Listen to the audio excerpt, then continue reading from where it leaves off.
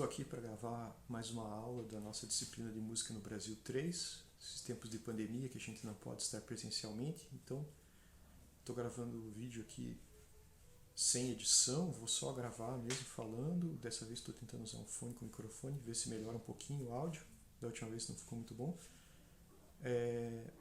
O objetivo é a gente manter um pouco de contato, vocês ouvirem um pouco das coisas que a gente falaria se estivesse na aula presencial. Aqui na descrição do vídeo vocês vão ver alguns links, eu vou organizar as gravações que é para ouvir em relação às coisas que a gente vai falar agora. Os alunos da Unespar têm acesso pelo Moodle também a alguns materiais. E o tema então da aula de hoje é sobre Bossa Nova. A gente já começou nessa disciplina, teve uma aula presencial sobre a folclorização da música popular nos anos 50, partindo das ideias no artigo da professora Tânia Garcia. A gente discutiu um pouco essa questão. Falamos nessa aula sobre a importância da revista da música popular. Vou retomar um pouquinho essa linha de pensamento hoje.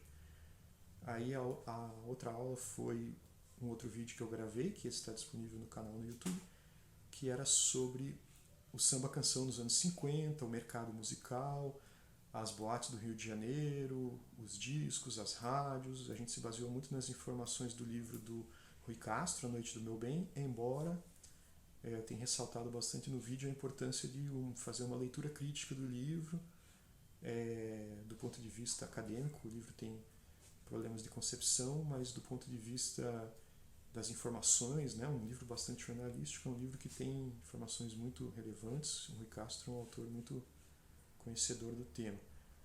E aí hoje então vamos falar sobre a Bossa Nova, e como eu gosto sempre de dar as referências da onde a gente se baseia para formular as questões da aula, né, gostaria de recomendar dois livros muito importantes para entender o período. Um livro que é uma referência básica para quem estuda música popular brasileira e trabalha com esse período aí depois dos anos 50, né? É o livro do professor Marcos Napolitano, Seguindo a Canção, Engajamento e Indústria Cultural na MPB 1959-1969. Esse livro está esgotado, foi lançado pela editora Ana Blume, mas depois o professor Marcos Napolitano fez uma edição revisada que está disponível online. Vou colocar link para vocês também. E tem um outro livro que é uma referência importante, que é do Walter Garcia. O livro se chama Bim Bom, A Contradição Sem Conflitos, de João Gilberto. É um livro, um estudo aprofundado, o livro do Walter Garcia, um estudo aprofundado sobre a importância musical do João Gilberto, quem é o João Gilberto, como ele construiu sua batida de violão, como ele intercala o ritmo do violão com o ritmo da voz. É um baita livro. Já é um livro, acho que, se não me engano, de 98, é um livro que talvez não seja muito fácil de achar, não sei se ele ainda está em catálogo. O livro do professor Marcos Napolitano, Seguindo a Canção, é uma história da música popular dos anos 60, basicamente, né? Ele estabelece uma visão crítica, historiográfica do período, organiza o período em fases, né? Com a Bossa Nova, depois com a canção engajada, depois com o tropicalismo e os festivais. Então, é um livro, uma referência fundamental para a gente entender o período.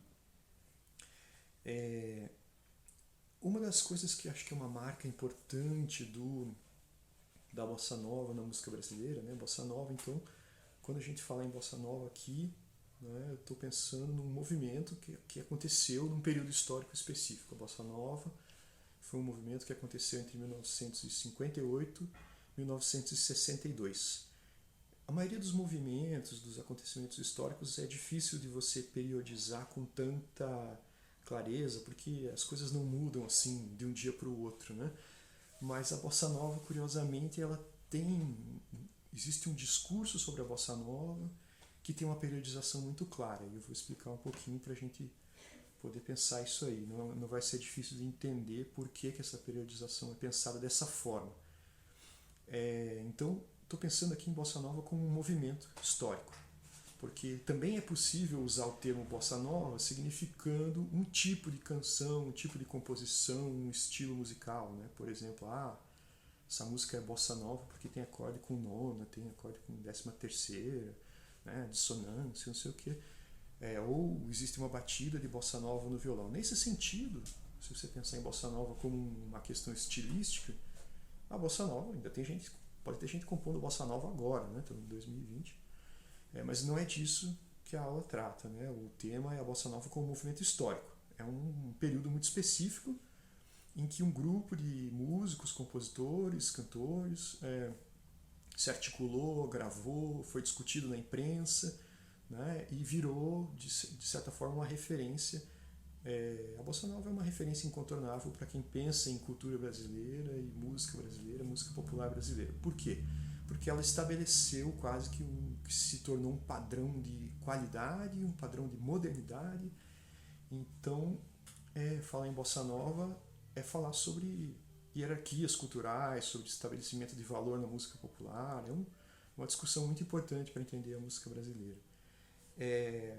Eu vou começar então lendo um texto que o Rui Castro publicou mais ou menos há 2 anos atrás, né? Em 15 de abril de 2018, ele publicou comentando porque estava fazendo 60 anos de um lançamento fonográfico muito importante. Quem gosta de ler a coluna do Rui Castro no jornal Folha de São Paulo vai sempre encontrar uns tesouros de informações muito legais assim, e essa coluna eu guardei, fiz até um printzinho dela aqui, porque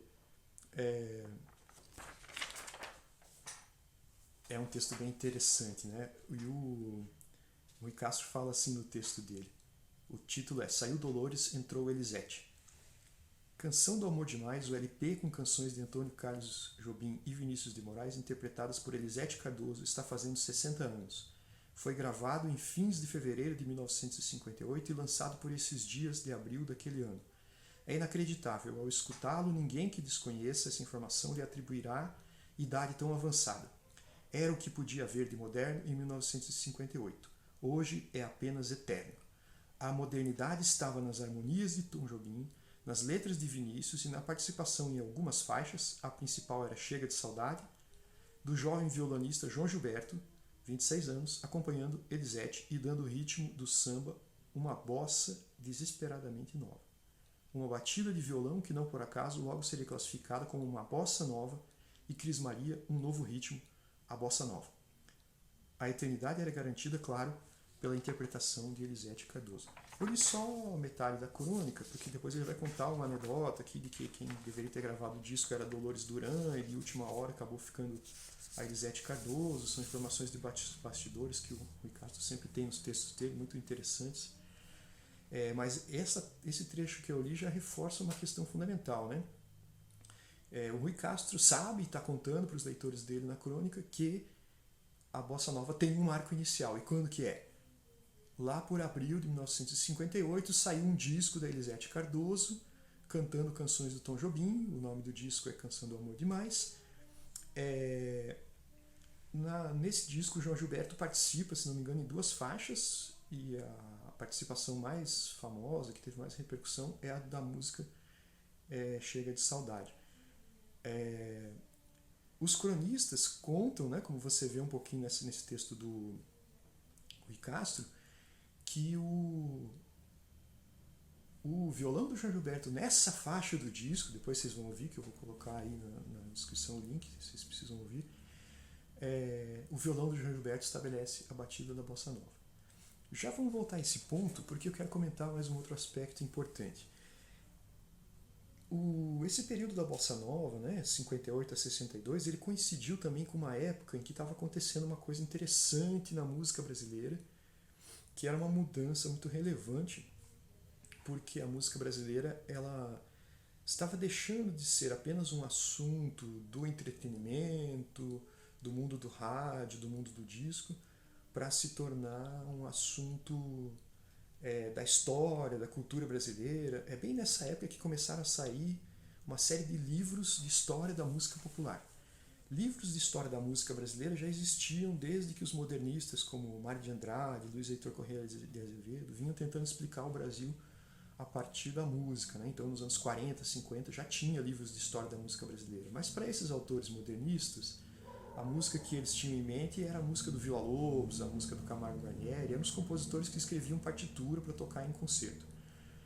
Agora, nos anos 50, está acontecendo uma inflexão muito grande, que não é mais o quarteto de cordas, a sinfonia do Villa-Lobos, a sonata para piano, né, os ponteiros do Camargo Guarnieri, não é mais a música de concerto que está definindo a discussão de brasilidade. Agora, e a partir da Bossa Nova é que coloca esse ponto, né, a discussão sobre o que é cultura brasileira passou para a música popular. Isso é uma coisa que o professor Marcos Napolitano explica muito bem no livro dele, no Seguindo a Canção, né, que a Bossa Nova marca a entrada de um novo público, né, a Bossa Nova é o primeiro gênero a fazer sucesso no formato do LP, que é um formato novo dos anos 50, né? Ela consolida um novo tipo de consumo, que é aquele consumidor mais abastado, que compra produtos de mais alto padrão. Esse consumidor ele começa a comprar, pela primeira vez no Brasil, ele começa a consumir música popular. Então a Bossa Nova ela é um momento em que, digamos assim, o assunto música popular virou um assunto sério, entrou para as discussões da elite, entrou para os livros, entrou para, né, os jornais. Então passa a haver uma discussão muito mais aprofundada sobre música popular, e isso vai ser uma constante nos anos 60 e 70. Né? É uma coisa que caracteriza a MPB, que é um assunto que a gente vai estudar muito nessa disciplina esse semestre, que é o fato de que a música popular é um espaço privilegiado de discussão do Brasil, de reflexão sobre a cultura brasileira. Né? Isso é uma coisa que dura ao longo do final dos anos 50 até meados dos anos 80 com muita força, né? Depois a MPB perde muito essa centralidade.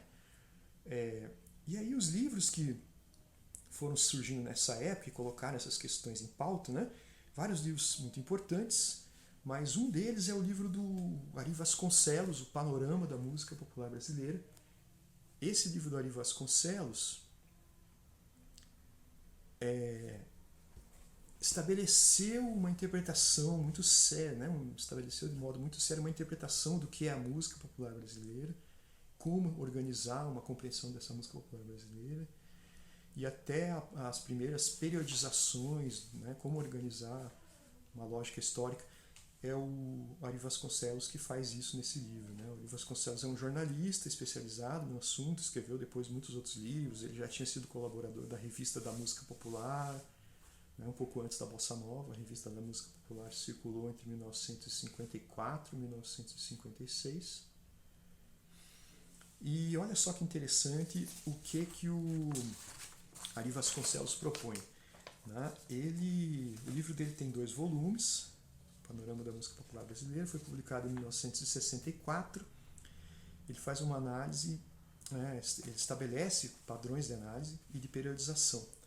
E valorações também, né? O que é melhor, o que é mais importante. Essa hierarquia que o Ari Vasconcelos estabeleceu nesse livro, ela de certa forma até hoje você ainda vai escutar aí nas conversas, vai ouvir em aulas, vai ler em textos na imprensa. É uma referência ainda muito marcante, né? Que periodização que ele propôs? Bom, primeiro ele explica na introdução do livro que o livro é só sobre a história da música popular no período da República, e ele organiza então a República em algumas fases, 4 fases. Tem a primeira fase que ele chama de fase antiga, primitiva ou heróica, que vai de 1889 até 1927, que é do início da República até o início da gravação elétrica. Então é o período em que a música popular estava experimentando esse novo mercado fonográfico, né? Isso é uma coisa interessante, que a interpretação do Ari Vasconcelos e da maioria dos jornalistas que se tornam grandes cronistas da música popular é basicamente voltada para a música popular como um fenômeno fonográfico. Né? Então a lógica do Ari Vasconcelos é muito essa. Por que é a fase primitiva ou heróica? Porque você escuta a música popular da época por gravações mecânicas. A gravação mecânica era uma coisa que não tinha uma qualidade de som, ela tinha um problema de ruído muito excessivo. Então o heróico aí, o primitivo, tem a ver com a tecnologia de gravação da época. E aí o Ari Vasconcelos fala de uma segunda fase que ele chama de fase de ouro, que vai entre 1927 e 1946. Na página 24, ele inclusive diz textualmente que é neste período que surgem as obras-primas da música popular brasileira. Essa ideia de que os anos 20 e 30 são um período de ouro da música popular brasileira, o Ari Vasconcelos foi o primeiro a organizar isso, explicar isso claramente, mas essa é uma ideia que circulou muito, muita gente adota essa ideia. Né? Não é difícil você encontrar essa interpretação em outros lugares. Quem são os grandes artistas dessa época, né? Se você pegar as capas da revista de música popular, que circulou entre 1954 e 1956, você vai ver que já estava estabelecido ali um panteão de quem eram os artistas mais relevantes, né? Vou colocar na descrição do vídeo um link para um lugar que vocês podem visualizar essas capas. Mas a número 1, a capa é o Pixinguinha, depois tem Aracide Almeida, tem Carmen Miranda, tem Dorival Caymmi, Ari Barroso. Então, o que se define como os grandes artistas, os grandes intérpretes da música brasileira, né? Todos eles são artistas que situaram suas carreiras nesse período aí dos anos 20 e 30. Né? Então, isso é uma coisa que é muito forte, é uma referência muito forte para a geração da Bossa Nova. Inspirados no Ari Vasconcelos e em outros cronistas da época, né? Ele tem... existe uma interpretação de fundo que é essa ideia de que a Bossa Nova e os movimentos da música popular em geral nos anos 60, assim, no final dos anos 50, deveria partir de uma releitura desse passado heróico, histórico, né? Glorioso.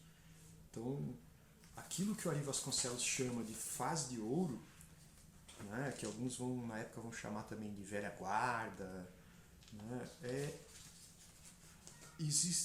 passa para a memória dos anos 50 e 60 como um momento, né, um momento de uma originalidade a ser resgatada, mantida, né, e na verdade a ideia de modernização que está imbuída na Bossa Nova e nos movimentos dos anos 60 em geral é sempre partida de uma tradição gloriosa, dessa era de ouro do Ari Vasconcelos. Né? O Ari Vasconcelos é o cara que sistematizou isso num livro, mas essa era uma ideia que já pairava, né? Muita gente concordava com essa ideia. Né? E essa ideia se complementa com uma outra questão, que é a ideia de que, depois que terminou essa fase de ouro, 1946, que é o marco que o Ari Vasconcelos estabeleceu, seria o início de uma fase que ele chama de fase moderna, que vai de 1946 a 1958. E olha só o que o Vasconcelos escreve sobre essa fase. O Ari Vasconcelos explica textualmente, página 26. Como na Bíblia, muitos serão os chamados nesta fase, mas poucos os escolhidos para entrar na história da música popular brasileira.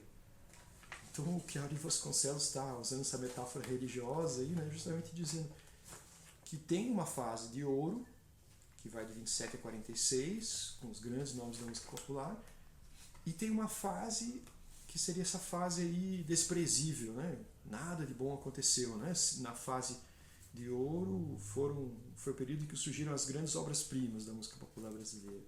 E na fase moderna, nada se salva, digamos assim. É claro que essa é uma leitura muito parcial, né? Como na aula passada a gente viu que os anos 50 foram riquíssimos, que o movimento do samba-canção já foi um processo de modernização muito acelerado, mas é interessante pensar aqui como é que os cronistas que estabeleceram essa visão da música popular brasileira avaliaram o período. Né? Porque uma coisa é a gente estudando agora o que aconteceu nos anos 50 e outra coisa é a gente ver o que os cronistas dos anos 60, como é o caso do Ari Vasconcelos, disseram. Né?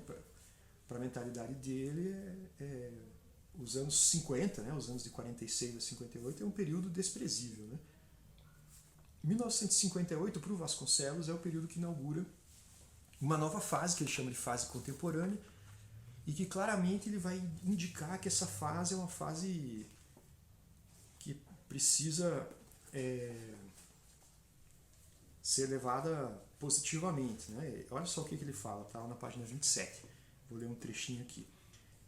Isso complementa bem aquilo que eu acabei de ler na crônica do Rui Castro. Né?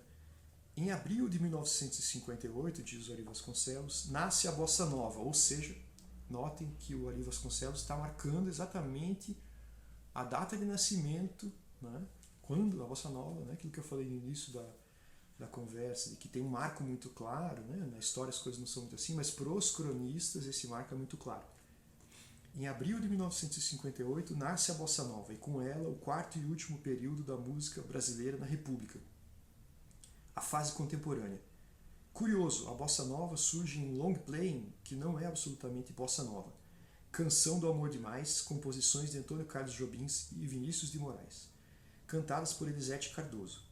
Nada nele é bossa nova, exceto uma coisa, o violão de João Gilberto, que acompanha Elisete e que apresenta uma batida diferente nos sambas Chega de Saudade e Outra Vez. Era a nova síncope que iria caracterizar ritmicamente a bossa nova. Nessas duas faixas podemos perceber bem as duas correntes, a tradicional na divisão ortodoxa da cantora e do baterista e a nova na divisão revolucionária de João Gilberto. Nasceu então a batida da bossa nova. Elisete poderia ter sido a primeira cantora da bossa nova se tivesse aderido, catequese que João Gilberto tentou, aliás, fazer na hora da gravação, mas a cantora não conseguiu ou não quis cantar na nova divisão. E assim ficou adiado para o ano seguinte o nascimento da bossa nova vocal, para março de 59, quando surgiu na praça o LP Odeon Chega de Saudade, em que fez a sua estreia como cantor o até então apenas violonista João Gilberto. Esse foi realmente o primeiro LP da bossa nova, com as primeiras composições já no estilo novo, inclusive desafinado de Antônio Carlos Jobim e Nilton Mendonça, dois bossa-novistas de primeira hora. Olha só, quis ler esse trecho, eu mostro isso nas aulas quando posso dar aula presencial, que é muito interessante como o Ari Vasconcelos põe a questão, porque ele inclusive usa uma metáfora religiosa. Ele fala que o João Gilberto está tocando violão no disco e a batida do violão do João Gilberto é a única coisa bossa nova, que a Elisete canta no estilo antigo, tudo errado, que a voz da Elisete não é bossa nova, e que até, talvez uma informação de bastidores aí, que o João Gilberto tentou catequizar a Elisete Cardoso para essa ideia de catequizar como se a bossa nova fosse uma revelação religiosa, mística, um evangelho. Veja como essa metáfora religiosa ela diz muito sobre o que esses cronistas estão querendo na época estabelecer. E o Ari Vasconcelos já era adulto em 64, já era um autor respeitado, coisa e tal. E ele tem esse depoimento, mas é curioso ler depoimentos assim. Tem que pegar, por exemplo, o livro do Nelson Motta, Noites Tropicais. Ele começa o livro contando o impacto que foi para ele, na época, um adolescente, um jovem, ouvir João Gilberto tocando e cantando. Para ele aquilo foi o marco zero da modernidade musical, e ele fala que para toda a geração dele foi uma coisa muito marcante. Então isso é um negócio assim que todo mundo diz, a modernidade musical no Brasil começou com o João Gilberto tocando violão no disco da Elisete, e depois quando o João Gilberto no ano seguinte lançou o próprio disco, já o disco então se chama Chega de Saudade. Isso é uma coisa muito interessante para a gente pensar nessa aula, que é justamente fazer uma comparação entre o disco da Elisete e o disco do João Gilberto. Na aula presencial eu costumo mostrar as capas, agora não vou ter como fazer isso, mas depois vocês procuram nos links aí. E gravações também, que eu mostraria na aula, eu vou pedir para vocês ouvirem aí pelas indicações que eu vou colocar. De fato, comparar a gravação da Elisete em 58 com a gravação do João Gilberto em 59 é muito emblemático. O João Gilberto de fato estabeleceu um novo padrão interpretativo. Que tipo de padrão interpretativo? Bom, a Elisete canta um vozeirão impostado, prolongamento das vogais, vibrato, Chega de saudade, a realidade, E o João Gilberto é uma voz contida, uma voz pequena, uma voz sem exageros, É uma voz mais percussiva, menos, sem vibrato, sem portamentos, Então chega de saudade, a realidade, uma voz quase sussurrada, Então é uma estética muito diferente e é muito curioso fazer essa comparação, porque até pela capa do LP, quando você compara as duas capas, você já vê que você está entrando num novo padrão estético. A capa do disco da Elisete Cardoso é uma capa assim, é uma foto da Elisete, tá que nem eu, assim, na frente de uma estante de livros, só que são uns livros antigos com aquelas lombadas, aquelas capas duras, umas lombadas de couro, assim, e ela tá com um vestido, assim, que me lembra os vestidos meio vovozinha, assim, um vestido estampadinho, coisa e tal. E a foto tá com uma iluminação ruim, mais ou menos que nem eu no vídeo aqui também. tem sombra no rosto dela, assim e tal. É quase como se alguém tivesse chegado na casa dela, ela estava lá, sei lá, arrumada para uma missa de domingo e tiraram uma foto assim na frente da estante, igual eu estou fazendo, gravando aula aqui de qualquer jeito, camiseta, sem fazer barba, na frente da estante. É, e a foto sai na capa do disco, né? Então é quase como se fosse uma coisa menos profissional, assim, não existe um cuidado estético, né? Ou talvez se exista, a intenção é justamente repassar um pouco essa coisa mais informal, mais uma comunicação mais próxima do artista com o público. Aí quando você pega a capa do disco do João Gilberto, você vê que é uma foto do João Gilberto, mas é um outro tipo de foto, a roupa do João Gilberto não é tipo as roupas que o Dória usou na campanha aí, 2018, né? É roupa de gente chique, elegante, assim, né? O que na época se usava o termo aí, o smart, né? O elegante, inteligente. É uma roupa fina, né? Uma camisa gola polo, um blusão de lã, assim. O João Gilberto fazendo aquelas carinhas que ele fazia muito, assim, né? De superioridade, né? Nojinho, assim. E principalmente, assim, se você comparar as letras que estão na capa, né? Assim, no geral, o conjunto visual que forma a capa é um conjunto que no disco da Elisete remonta exatamente ao estilo dos arranjos e ao estilo vocal. É um estilo que representava uma coisa ultrapassada, superada. Fica muito evidente quando você compara as duas gravações e as capas dos dois discos. Eles têm só um ano de diferença, mas eu gosto de mostrar na aula assim as capas dos discos e não dizer quanto tempo tem de diferença entre um e outro. A gente arrisca que tem uns 30 anos, 50 anos quase. Parece que é uma mudança muito grande e de fato não é nada, são meses ali, né? Então isso dá um pouco a noção realmente do grau de novidade que o João Gilberto trouxe para a cena, né? É claro que a gente, quando faz uma reflexão histórica sobre esses temas, tem que problematizar isso, né? E é uma coisa legal do livro do Walter Garcia é que ele não embarca nessa interpretação de que o João Gilberto começou tudo do zero, né? Que é uma coisa que os cronistas da época insistem muito, né? João Gilberto é a modernidade musical, antes dele não existia nada, antes era o caos, era o abismo, e o João Gilberto teria feito tudo de bom que existiu e a partir de 58 o mundo mudou, né? É um exagero evidente e o livro do Walter Garcia ele pontua muito bem isso porque ele mostra como que o João Gilberto extrai as harmonias dele, dos arranjos, por exemplo, do Radamés Inhata, ele extrai a batida de violão, né, de um jeito já de tocar no piano que é do João Donato, extrai dedilhados, acordes do estilo do Garoto. Então ele vai mostrando vários músicos dos anos 40 e 50 que na verdade já tinham construído uma trajetória de modernidade na música popular e o Gilberto não inventou isso, né? Mas também é legal no livro do Walter Garcia mostrar como o João Gilberto propõe uma nova combinação, um novo jeito, né? De encaixar a voz e o violão e principalmente uma nova síntese do ritmo de samba no violão. Isso é uma coisa que realmente não se pode negar ao João Gilberto, que é o fato de que João Gilberto estabeleceu um novo padrão de interpretação, principalmente no jeito de cantar. Talvez o jeito de cantar não fosse tão inovador assim, né? Você pode encontrar outros cantores já nos anos 30, 40, 50 que já buscavam uma estética da contenção, sem vibrato, né? Sei lá, Mário Reis, por exemplo, Bing Crosby, entre os cantores americanos, cantores que usavam microfone, usavam bem o microfone, né? Que já punham uma estética mais despojada. O João Gilberto, de certa forma, ele continua uma tradição que já existia, né? Ele reforça isso, mas principalmente o João Gilberto reposiciona o lugar do violão na música popular brasileira. Assim. Claramente existe um violão antes do João Gilberto e depois. Né? O violão, até os anos 50, no geral, era um instrumento contrapontístico. O que um violonista fazia numa gravação? Ele tocava linhas de baixo ou contracantos. O violão era um instrumento melódico harmônico, né? Um instrumento contrapontístico, um instrumento para fazer contracanto, para fazer baixaria, né? No choro, no samba.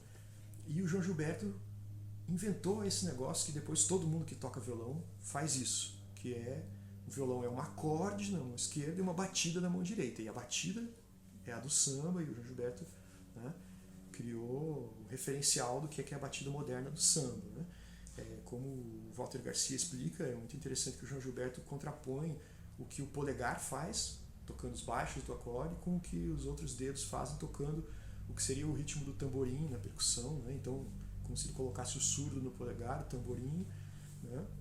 Então ele transforma o violão num instrumento harmônico percussivo. Aquele negócio que todo mundo já fez na vida, que é comprar uma revistinha com o desenho do braço do violão, aprende a montar um acorde, aprende uma batida. Isso é tocar violão? Parabéns, você é um descendente de João Gilberto. Né? Esse modelo de formatação do uso do violão na música popular é uma definição João Gilbertina. Né? Inclusive é uma coisa que os outros artistas da Bossa Nova ressaltam na época. Né? A própria ideia de movimento Bossa Nova, em grande parte, é um movimento dos seguidores, dos discípulos do João Gilberto. Né? Por exemplo, Roberto Menescal, Ronaldo Bosco, eles resolvem aprender o jeito de João Gilberto de tocar violão. Eles montam até uma escola de violão para ensinar isso. A Nara Leão estudou nessa escola depois. Né? Então, a ideia é de que você tentaria reproduzir essa estética do João Gilberto. Né? Um outro livro que reforça muito também essa centralidade do João Gilberto é esse livro do Augusto de Campos, Balanço da Bossa, que é um livro que foi publicado, se não me engano, a primeira edição em 1966, mas tem uma edição, essa capa que eu mostrei é uma edição de 76. O original, a edição era Balanço da Bossa. Saiu depois uma segunda edição, que era Balanço da Bossa e Outras Bossas, que já incorporava a existência do tropicalismo, Caetano Veloso, Gilberto Gil, né? E inclusive estabelecia um ponto de ligação entre as modernizações propostas pelo tropicalismo com a modernização da Bossa Nova. Né? Aparece ali a ideia da linha evolutiva de João Gilberto, que desemboca em Caetano Veloso. Né? Bom, mas na primeira edição do livro, não tinha esse ponto ainda, era só mesmo para falar do quanto a Bossa Nova era inovadora, quanto o João Gilberto era genial. Né? O livro do Rui Castro, né, faz alguns exageros evidentes, inclusive, né? Que é assim, uma comparação. Agora eu devia ter procurado isso antes, não sei se eu vou achar aqui, que é um anagrama que é misturando João Gilberto com Anton Weber, né? Como se o João Gilberto fosse o suprassumo da modernidade que existe na música popular brasileira, o que é uma ideia que serviu, né? Continuou sendo, assim, digamos, uma referência muito séria para muita gente, né?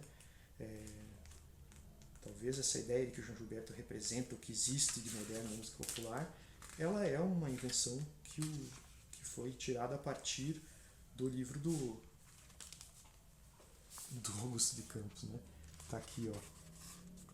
Olha só, ele faz um anagrama, né? João Gilberto Anton Weberto. Isso, né? É muito engraçado fazer esse tipo de comparação, porque não existe nem ponto de contato. Assim, escutem alguma música do Anton Weber e depois me digam se tem alguma coisa a ver comparar com o João Gilberto. Mas para o discurso que o Augusto de Campos queria dizer, isso funcionava. Né? O Anton Weber representa o auge da modernidade da música clássica germânica, e o João Gilberto é a única coisa moderna que tem no Brasil. Né? Inclusive era uma certa forma de pontuar que não tinha existido modernismo no Brasil ainda, né? Todo o esforço modernizante que tinha sido feito nos anos 20, 30, 40, né? A partir da Semana de Arte Moderna, do Mário de Andrade. O Augusto de Campos, né? Ele tem um pouco uma leitura, fazer uma tábula rasa desse passado aí. E então é interessante esse enfoque que ele propõe. Mas isso é uma coisa também muito legal de pensar do Augusto de Campos, é que se o Ari Vasconcelos é um cronista, um jornalista, né, e propõe uma interpretação de que a Bossa Nova é uma retomada da Era de Ouro, né, o João Gilberto, né, era o profeta do novo estilo, beleza. Mas o Ari Vasconcelos é um jornalista especializado em música popular, então se ele fala as coisas, está dentro de uma lógica, dentro do campo do conhecimento, né, da sociedade, que é o campo da música popular, da crítica jornalística. O Augusto de Campos já é um outro tipo de referência, porque a referência do Augusto de Campos é a de um poeta, um escritor da alta cultura, né, e um cara que refletia sobre música clássica, sobre arte moderna, um crítico de arte, um crítico literário, um poeta de vanguarda e um acadêmico, né, um cara que estudou na universidade, que era professor.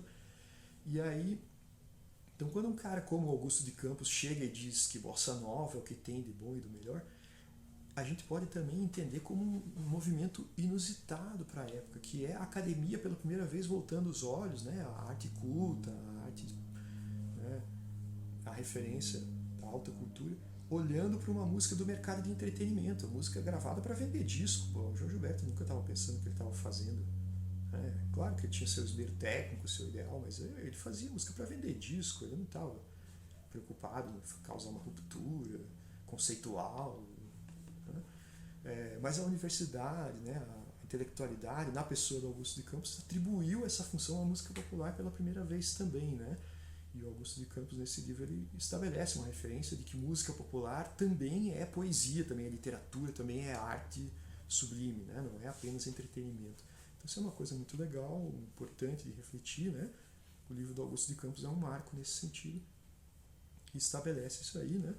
Acho que um outro livro importante da época que deveria mencionar, esse eu não tenho aqui para mostrar, não tenho essa edição, é o livro do Tinhorão, Música Popular, um tema em debate, né? E o Tinhorão é um crítico que na verdade fez o contrário do que o Ari Vasconcelos e o Augusto de Campos, né? Ele atribuiu à bossa nova todos os males da história da música popular, né? A bossa nova, né? Ele chama o batido de violão do João Gilberto, que eu acabei de falar que inaugurou um novo jeito de tocar, e ele diz, olha, isso aí não é um novo jeito, ele estragou o samba.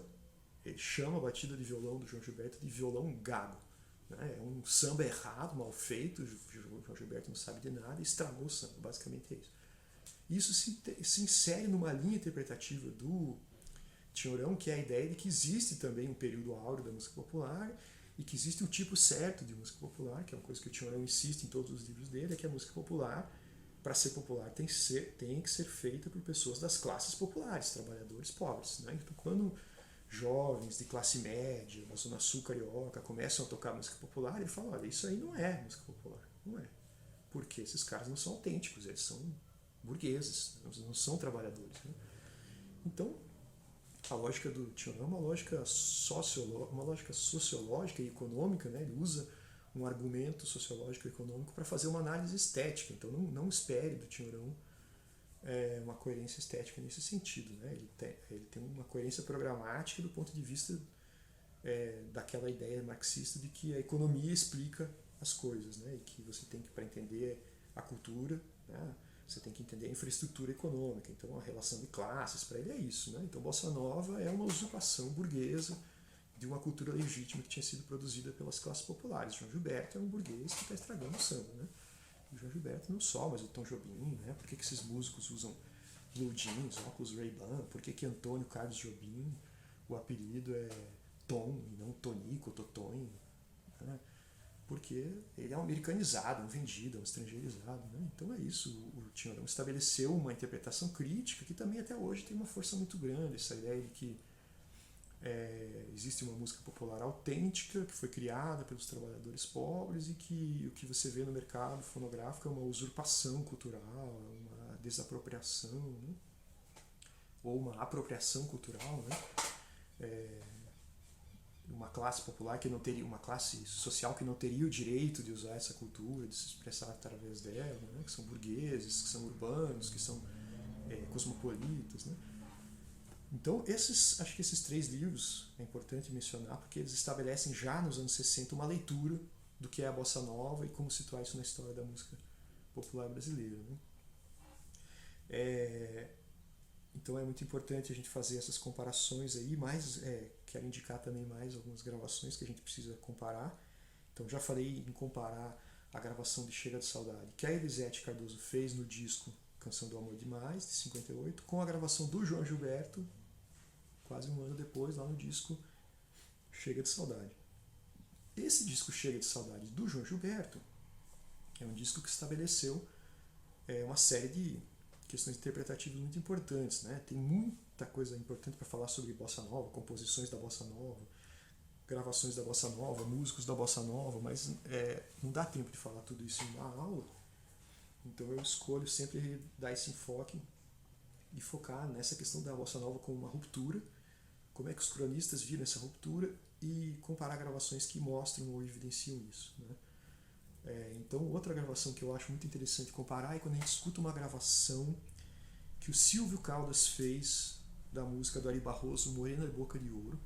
A gravação original é de 1941, ela foi lançada no tempo que os discos tinham uma música de cada lado, mas tem um LP de 56, que é uma coletânea, que se chama...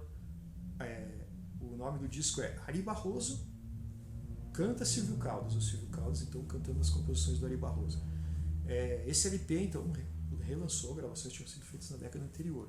E aí tem essa música, composição do Ari Barroso, arranjo orquestral do Radamés Inátali, a música Morena Boca de Ouro que me faz penar, né? Você vai escutar na introdução do arranjo um coro de saxofones, né? Aquela big band com trompetes, trombones, saxofones, aquele estilo bem característico dos arranjos do Radamés Inátali, como ele já tinha feito, né, para o Aquarela do Brasil, que os saxofones fazem no ritmo do samba e tal. Então, na gravação do Silvio Caldas, tem uma introdução dessa big band, né, essa coisa, esse som pesado da orquestra de metais, no arranjo do Radamés Inátali, né, e quando a voz do Silvio Caldas entra, é isso aí, uma voz, assim como da Elisete Cardoso também, né, que referenciava justamente esse padrão da música popular dos anos 40 e 50, né, que esses vozeirões operísticos, impostados, né, o Silvio Caldas vai cantar isso, né? Morena boca de ouro que me faz penar, este jeitinho que me mata, né? Com prolongamentos, com vibrato, e aí o João Gilberto grava a mesma música no disco de 59, e a gravação do João Gilberto não tem big band, não tem orquestra, não tem saxofones, trompetes, né? É só uma bateria com vassourinha, uma batida de violão bem sutil, suave, um som limpo, né, da gravação, e o João Gilberto entra, morena boca de ouro que me faz penar, né, uma voz meio sussurrada, meio percussiva, né, e o João Gilberto transforma a voz do cantor de uma coisa operística numa coisa percussiva, né, ele não é o primeiro cantor a fazer isso, mas ele ressalta isso muito fortemente, né, ele adota esse estilo, isso vira uma referência para os cronistas e para os ouvintes. E tem mais duas gravações no disco de 59 de João Gilberto, que eu também gosto de mostrar na aula. Uma delas é o Bim Bom, que o Walter Garcia chama de uma canção manifesto no livro dele, né? Ele usou o título da canção como título do livro, chama de canção manifesto, né? Porque ele fala que é uma canção que sintetiza o projeto estético da Bossa Nova, ou pelo menos o projeto estético do João Gilberto, né? E a canção ela é uma canção muito simples, né? Eu gosto de brincar, vou tocar a gravação e falo para os alunos, presta atenção na letra porque ela é muito complexa.